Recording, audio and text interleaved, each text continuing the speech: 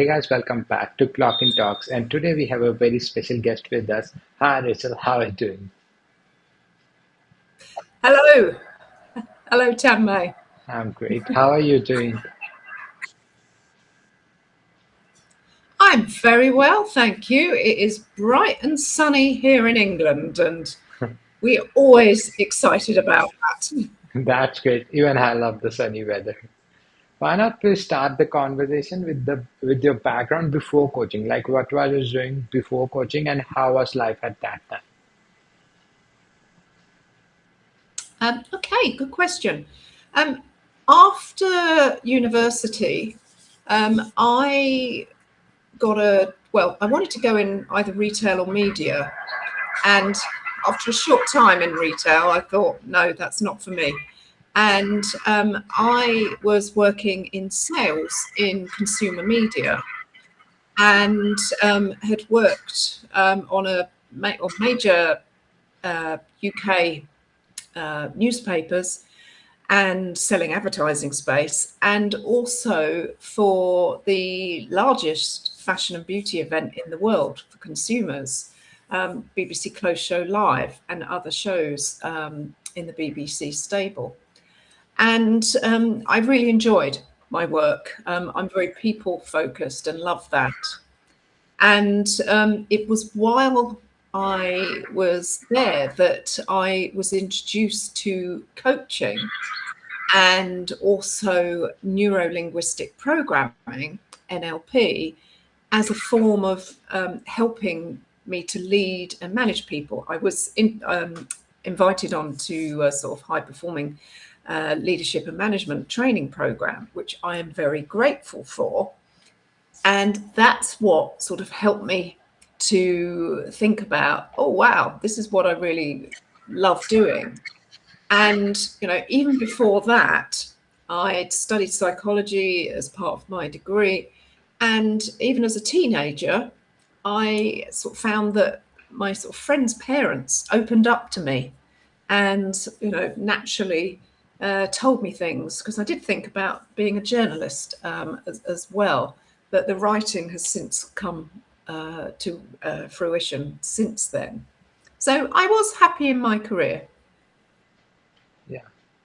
It's a really interesting journey that you had before coaching. But when was the exact time when you thought that now I should transition my career into coaching space and you joined coaching full time?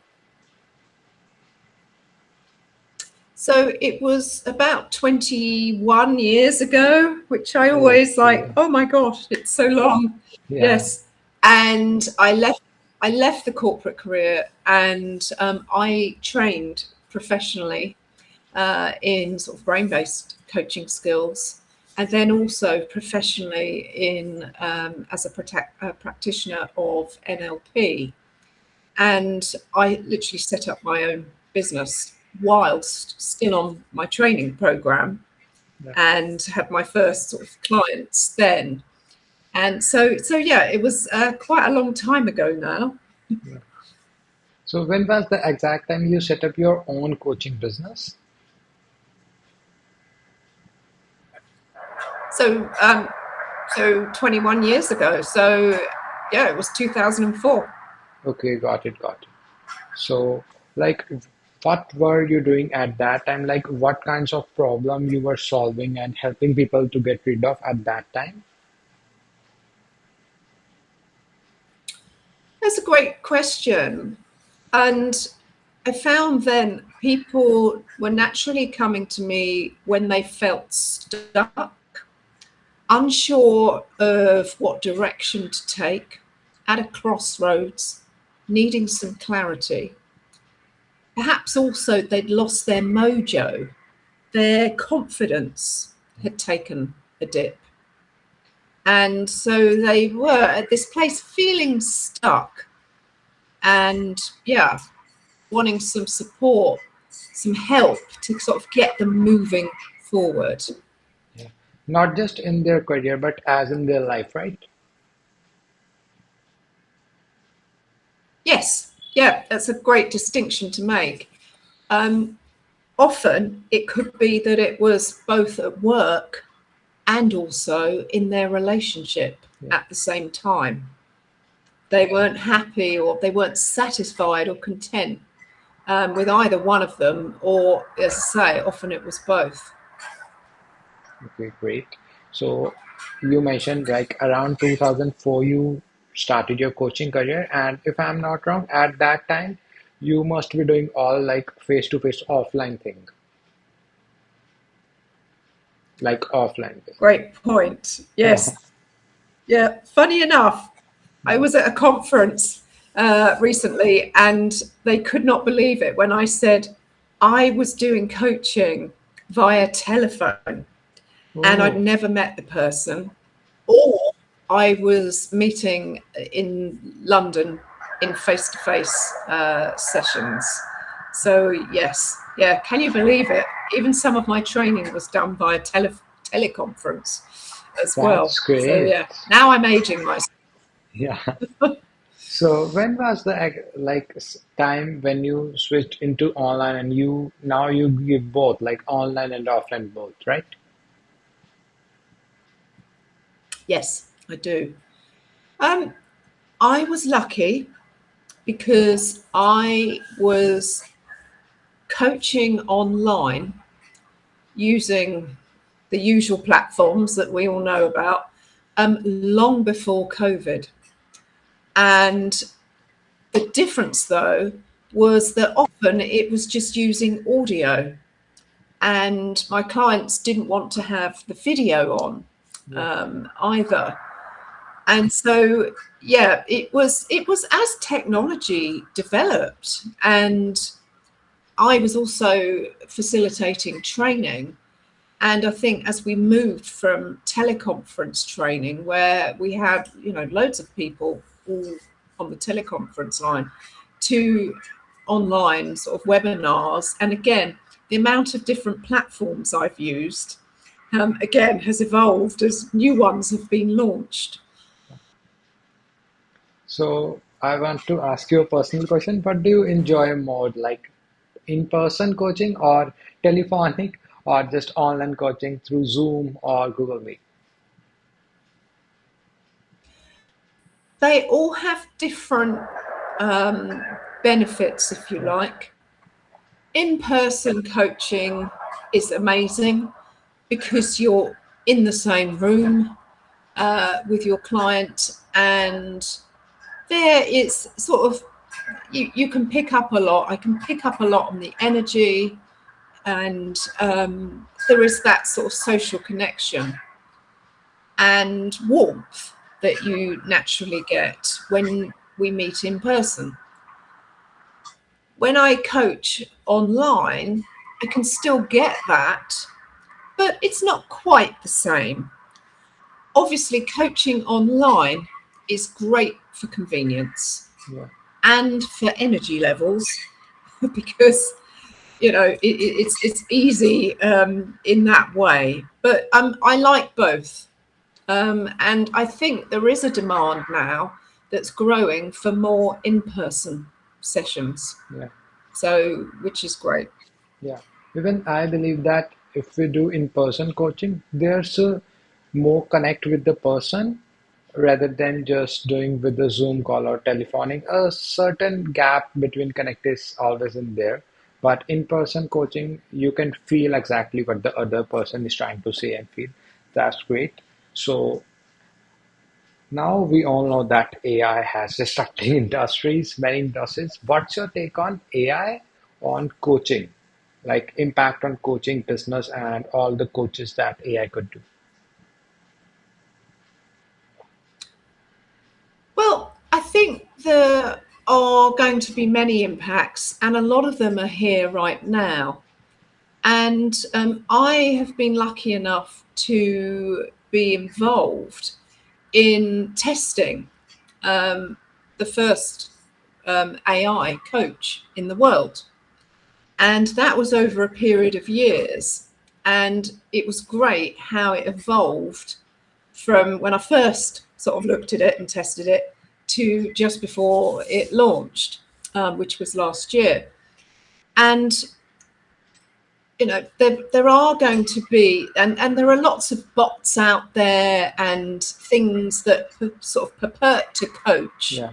but actually they don't coach. They tell the user what to do, Yeah. and they follow just sort of pre sort of it's they follow a process, if you Yeah. like, and they're good for sort of maybe what we call goal focused approaches, in that somebody's got a task or project that they want to manage and do, and AI can sort of help with that, but it follows a formula in that way. However, I spoke at an ICF UK conference back in 2020, and there were over 450, I think, coaches from all around the world actually joined, because That's great. of COVID, it went online. Yeah. I asked them, do they think AI will replace them? And overwhelmingly, I got no, and I got a lot of kickback in my speech at the Yeah. conference. And I said then, I believe one day it will. And I have to say, I stand by that. And AI, obviously, in the last year or so, has advanced Yeah. much faster. And, and I think if humans are training AI to have empathy, to use intuition, somehow there will be some things that it will do. But will it be as good as a human? Yeah. Well, we all want to think no. We all want to think no, it won't be at all. Yeah.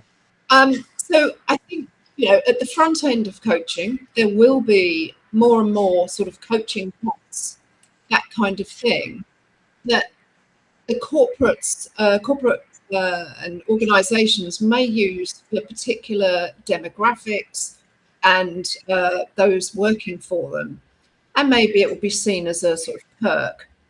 I think human coaching will still be offered, and as humans, as you have said so eloquently, when we meet face to face, we get Yeah. a connection, and humans crave that connection. The Yeah. brain is wired to be social. We are wired, we do much better when we collaborate in Yeah. groups.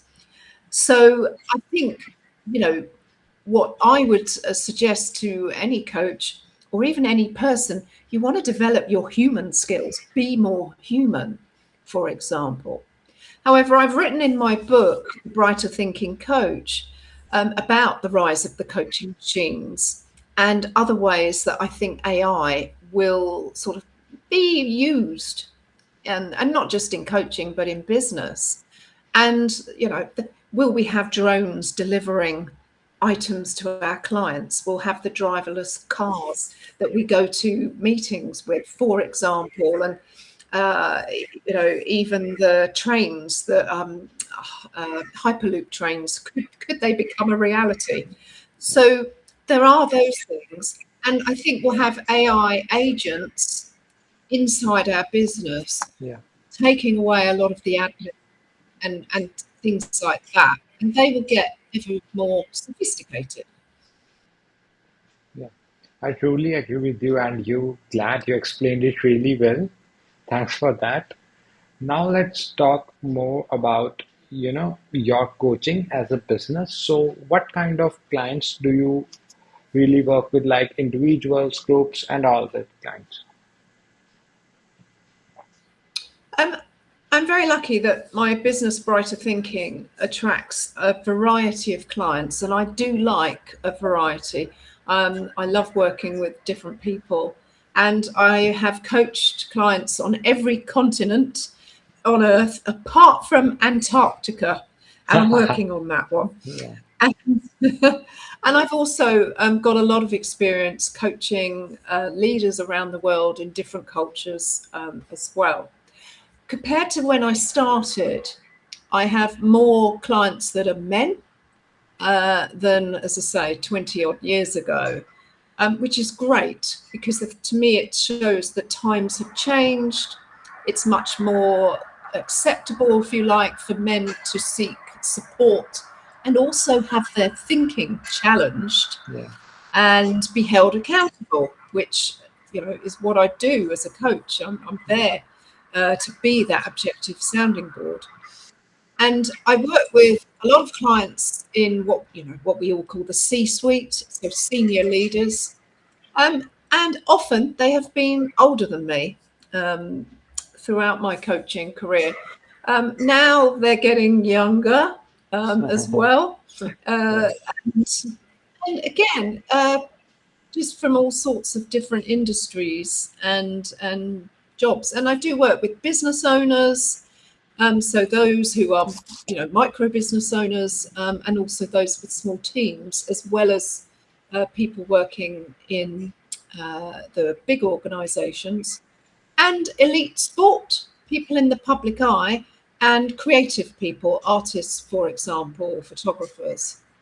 Yeah, that's great. For the creative people, I haven't seen many people, coaching them. So what's the difference in approach when you when you coach, sorry, when you coach a normal business minded people or creative people? What's the difference in approach? That's a great question, Tammy. And every coaching engagement that I have is bespoke, and I adapt to what the client needs, what they want.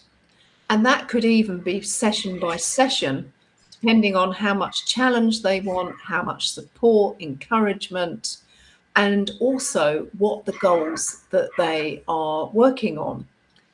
And I often find that creative people often come to me with elements around their organization, how they feel, their confidence, and feeling stuck on things.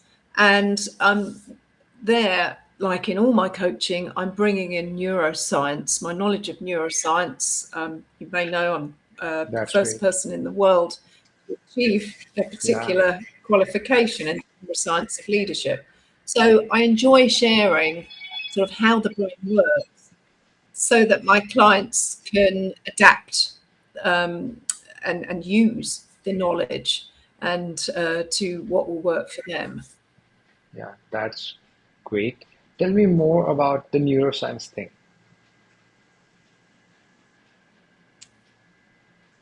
What do you want to know? Like Exactly. like how you use neuroscience in your coaching approach. That's the thing. So we all have a brain. Yeah, So I find we're all, interested in how our brain works. And what we know from neuroscience is that there is no one brain, or no one normal brain, if you like, and no one size fits all in how to achieve a goal and or an outcome for whatever we would like. And so neuroscience is really helpful to, I think, to help us understand why we do things or don't do things.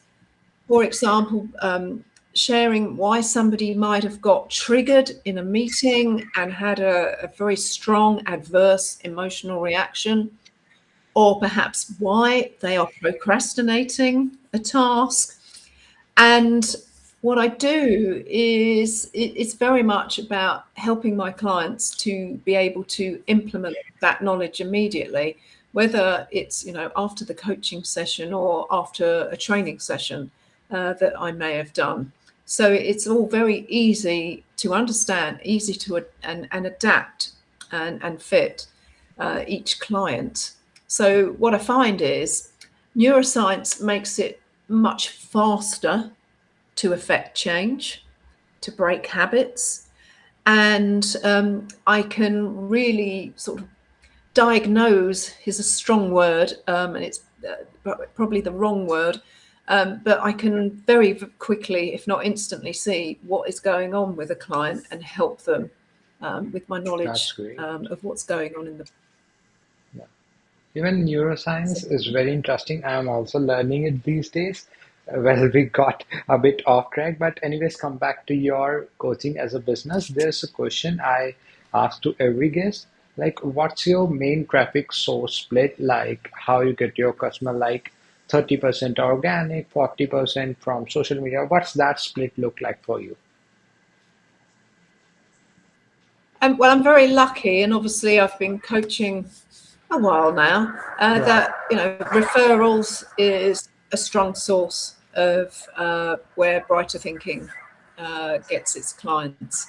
But like probably every coach, every business owner, um, we don't just rely on that, and clients come from websites, LinkedIn, in person networking that I do, all sorts of different ways. I must say, when I was researching about you, I found that you have a really strong online presence. Like, I really like your LinkedIn account and even your website too. Yeah, yeah. So as we are Thank at you. the, As always, yeah, yeah, you continue. Yeah,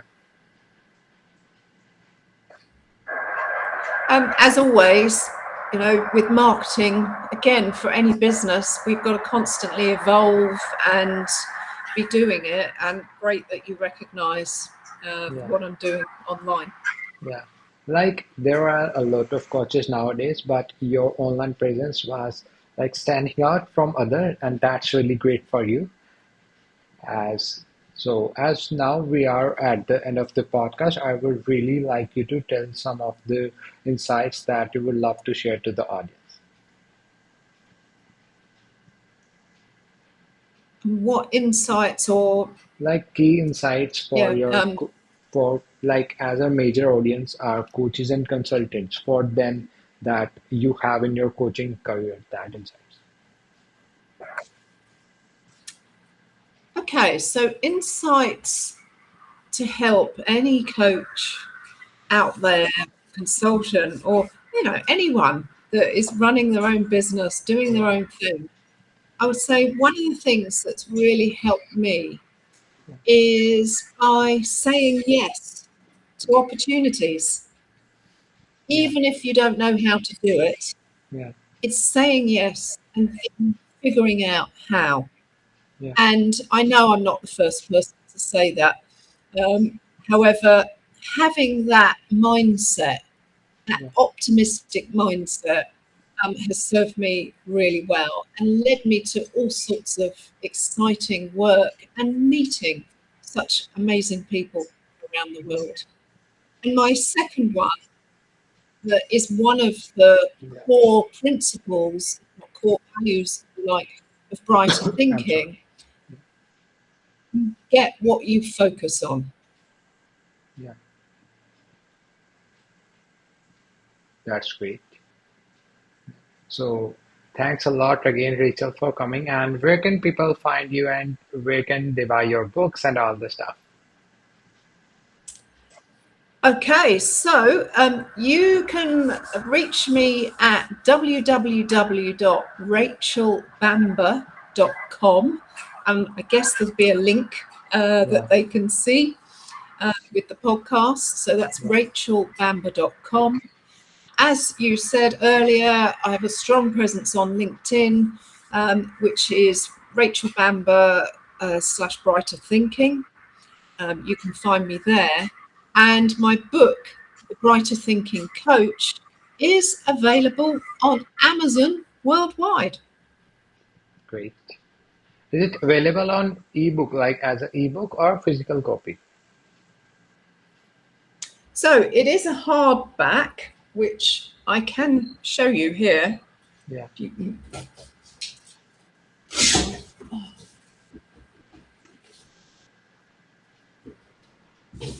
I trust you will edit that. yeah, yeah, for sure. So, yeah, here's the hardback of my book, which is available on Amazon worldwide. And I'm very excited to say that the ebook will be coming out this year. And I will be obviously letting everyone know Yeah, that they can purchase yeah, that. It'll also be on my website later yeah. this year, too. That's great. And do one thing, do send me all the links so that I can put them all in the description below. Yeah. That said, Absolutely. thanks again, Rachel, for coming to the podcast.